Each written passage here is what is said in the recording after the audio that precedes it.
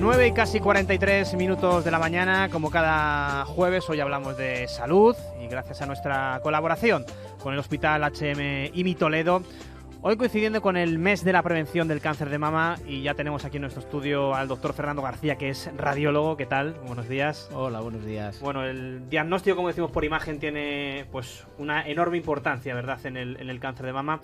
Pero ¿qué función tienen ustedes los radiólogos de mama en ese diagnóstico, sobre todo precoz, que es tan importante para la enfermedad? Bueno, en primer lugar hay que ser conscientes de que el cáncer de mama, yo creo que cada vez hay más conocimiento al respecto, es un tumor muy frecuente y en el que tenemos que trabajar todos mucho para intentar mejorar la vida de muchas mujeres. Los programas de cribado que se hacen para el cáncer de mama, a día de hoy hay varias líneas de investigación, pero a día de hoy se hacen con mamografía como la técnica diagnóstica para detectar precozmente un tumor de mama. Y ahí es donde estamos los médicos especialistas en radiodiagnóstico o radiólogos que nos encargamos de evaluar esas mamografías, detectar hallazgos, ver si esos hallazgos podemos mejorar la información que tenemos realizando otras exploraciones e incluso llegando a hacer biopsias de las lesiones para ya caracterizar los tumores y orientar a un tratamiento para ese paciente. Como cada jueves está aquí Ana Molina. ¿Qué tal, Ana? Buenos días. Hola, buenos días, doctor. Hablabas de nuevas técnicas y de avances. ¿En qué punto estamos ahora? Hoy por hoy hay dos vertientes. Una es la mamografía, de momento no tiene competencia. Se está trabajando, aquí en el Hospital de Toledo, se ha hablado alguna vez en este medio, se está trabajando en un proyecto con un nuevo sistema, se llama MamoWave, de uso de radiofrecuencia. Eso todavía está en fase de ensayo clínico, con resultados prometedores, pero de momento por ahí hay una línea muy buena, pero de momento no la tenemos. La mamografía está avanzando mucho. Si habla de mamografía, no tiene nada que ver la mamografía que se hacía hace 20 años, 15, que ahora. Ahora tenemos mamografías digitales, tomosíntesis, imagen sintetizada. ¿Qué conseguimos con eso? Ver más. Y la otra gran ventaja, radiar menos a nuestras pacientes. Yo tengo otra pregunta. ¿Qué indicadores, según qué técnicas radiológicas nos indican de que algo no va bien? Bueno, en mamografía los hallazgos, que es la primera línea de cribado, los hallazgos pueden ser pues una lesión nodular, que veamos un nódulo en esa mama, que puede tener, pues eso puede, dentro de ser un nódulo, puede ser más tendiendo a creemos que sea benigno o más creyendo que puede ser algo malo. Muchos tumores debutan de otra manera. No vemos nódulo, pero vemos las conocidas que en el día a día se habla microcalcificaciones, que son una serie de puntitos de calcio que por su distribución, por el número que haya, dónde están, cómo están, qué forma tienen, pueden hacer sospechar que ahí debajo hay un tumor. En función de qué veamos en esa mamografía, pues ya podremos saltar a otra prueba que será diferente en función de lo que hemos visto en la mamografía. Hablaba usted, doctor, de distintas técnicas. No sé si hay diferentes dependiendo de la edad de las mujeres, de los factores de riesgo, de en qué momento sea la mamografía. Ahí entramos en una cosa que me parece súper interesante y es hacia donde probablemente haya que avanzar, que es el cribado que hacemos ahora mismo, que se realiza pues cada 2 años, a partir de los 45. Eso probablemente tengamos que ir modificándolo. Ahora mismo en Estados Unidos están abogando por bajarlo a los 40 años porque se están viendo bastantes tumores en mujeres un poquito más jóvenes. Pero aparte de cuándo empezar, el intervalo es importante. ¿Qué sería el desideratum, que decimos nosotros, lo ideal? Poder hacer intervalos personalizados. No es lo mismo una mujer que tenga varios antecedentes familiares en su familia, en su casa, o que tenga criterios de factores de riesgo para poder desarrollar ese tumor, que una mujer que no los tiene. Y a lo mejor podríamos decir, pues para usted el intervalo va a ser de 1 año, en 1 año la volvemos a ver y con esta técnica, o vamos a alargarlo a 2 años porque no nos hace falta repetirlo antes.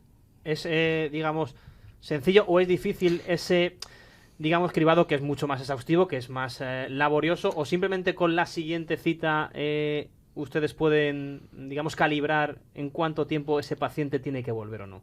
Nosotros cuando el ginecólogo ve a la paciente y ve el informe de sus estudios radiológicos y le hace pues el análisis, el preguntarle los datos, su familia, qué enfermedades tiene, qué factores de riesgo tiene usted, puede adaptar ese criterio, puede adaptar ese tiempo y ya directamente dejar en su informe y con una petición decir, se lo vamos a hacer en 6 meses porque consideramos que el beneficio de hacerlo en 6 meses va a superar el riesgo de, bueno, pues que tiene un poquito más de radiación porque se lo estamos repitiendo pronto u otro tipo de riesgos. Hablaba de bajar la edad de esa primera revisión. Hemos tenido varios testimonios durante estas semanas. Nos dijeron que a partir de los 25. ¿Eso sería una solución? ¿Es cierto que ahora son cada vez más jóvenes los que sufren cáncer de mama? Es cierto que la edad de diagnóstico de tumor de mama está bajando, está disminuyendo, y por eso esa necesidad de adaptarnos a estas cifras. Ya hay estudios de hace no mucho, pero de estudios modernos, pero no de ya, que hablaban de que a lo mejor bajar a los 40 la mamografía bienal entre 1 y 2 años, pues normalmente se hace cada 2, podía ser rentable. Y ahora ha habido un estudio del Colegio Americano de Radiología en que hablan de que en según qué circunstancias de riesgo puede ser necesario empezar a hacer revisiones a los 25 años, por esos tumores que se escapan de las campañas porque realmente no hemos empezado a hacer revisiones a esas mujeres porque empezamos más tarde. ¿Y por qué cada vez hay casos más jóvenes? ¿Tenemos una explicación? Pues es una pregunta muy difícil, porque realmente hay muchos factores de riesgo para el cáncer de mama, algunos conocidos, otros no. Los genéticos son poquitos, los genéticos demostrables son solo un 5%, pero es verdad que tener casos en tu familia, tumores ginecológicos, todo eso aumenta el riesgo. También la vida, sedentarismo, si ha habido algún tratamiento con radioterapia. Hay muchos factores de riesgo, pero no sabemos a qué responde el hecho de que esté bajando la edad media del diagnóstico del tumor.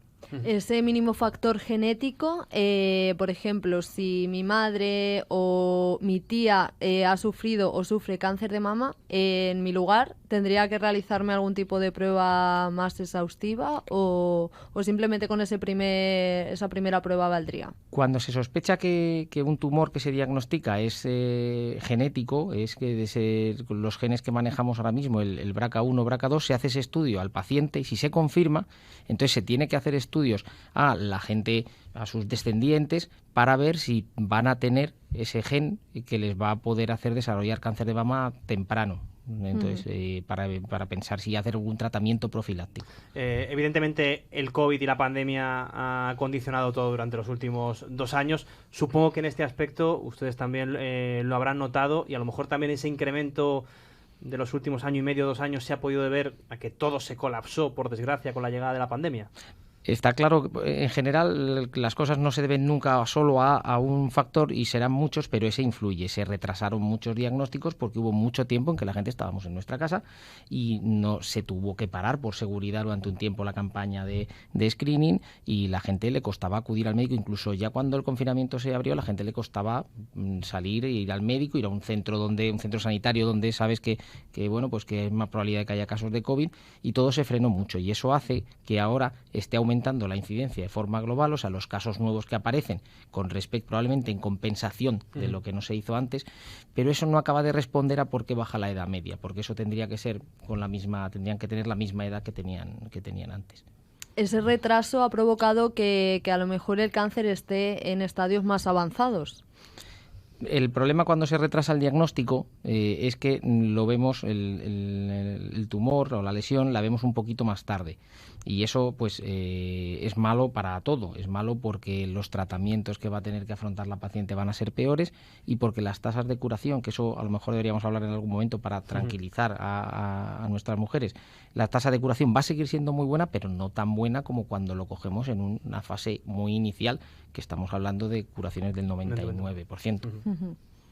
Mire, vamos a abrir el cuestionario. Nos están llegando varias preguntas de los oyentes. Nos dicen, ¿qué opciones ofrecen las técnicas de intervencionismo mamario al radiólogo para poder participar en el tratamiento del cáncer de mama?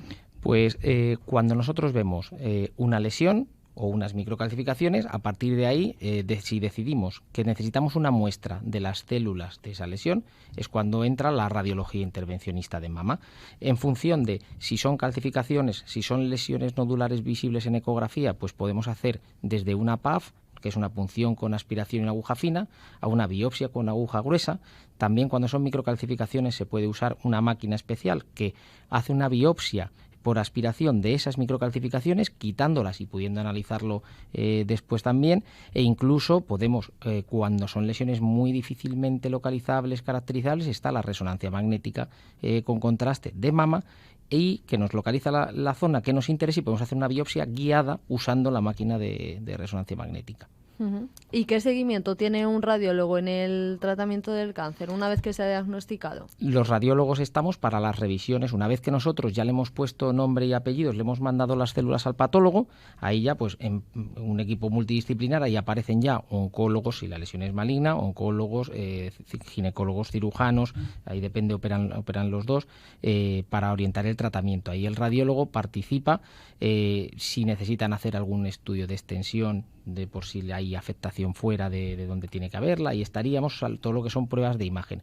Luego, ¿cuándo volvemos a aparecer? Cuando empezamos con los controles del tratamiento, cuando ya ha sido tratada la mujer y tiene que seguir haciéndose revisiones, porque desafortunadamente, aunque a veces intuitivamente nos parece, yo he tenido un tumor, ya no voy a tener más, pues el hecho de tener un tumor desafortunadamente aumenta un poco el riesgo de poder tener más. Entonces hay que seguir haciéndose sus revisiones. Y hay que ser conscientes y llamamiento, ¿no? Porque supongo que al final ninguna mujer o ninguna persona llegamos con la sensación de nos va a pasar a nosotros. Eso es la parte mala, es que como decíamos, el tumor de mama es muy frecuente. Con las estadísticas más actualizadas, 1 de cada 8 mujeres desarrollará a lo largo de su vida un cáncer de mama, pero las tasas de supervivencia a 5 años, lo que llamamos curación, son muy altas, globalmente en torno al 90%. Lo hemos dicho, cuando es muy localizado, 99%. Uh-huh.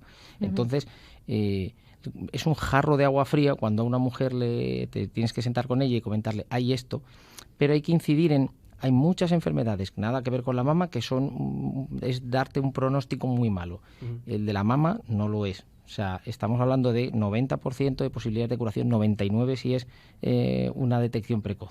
Nos preguntan varias personas, además 2 preguntas muy, muy repetidas que nos están llegando, es cómo poder prevenirlos de alguna manera, aparte de los controles, si una dieta equilibrada o algo puede influir. Y también hablábamos de esa edad, ¿cuándo hay que hacer esa primera mamografía? La primera mamografía está todo ahora muy revuelto en cuanto a qué edad. Hay estudios que dicen que hacer una a los 35 que ya nos sirva como, digamos, tener el DNI de esa mama, de cómo es, para poder verla a partir de los 40 o 45 en función de cómo trabaje ese centro.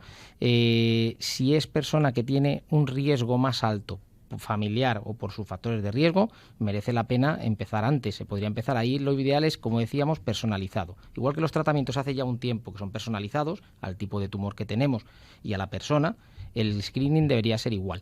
Empezar en función del riesgo que tenga esa paciente. Uh-huh. Hablábamos de comunicar ese diagnóstico, pero también se comunica la remisión completa, que supongo que esa es una de las mejores noticias que puede recibir una paciente. Uh-huh. ¿Cómo evoluciona también esa prueba? Porque supongo que la tasa de alta se da a los 10 años, una vez que recibes esa remisión completa. Como radiólogo, que tenemos que pasar el mal trago, desafortunadamente, una forma bastante frecuente de decir a una mujer que tiene algo y ves su reacción y cómo lo encaja y cómo lo recibe esa información, tenemos la suerte también de hacer esas revisiones cuando ya han pasado años.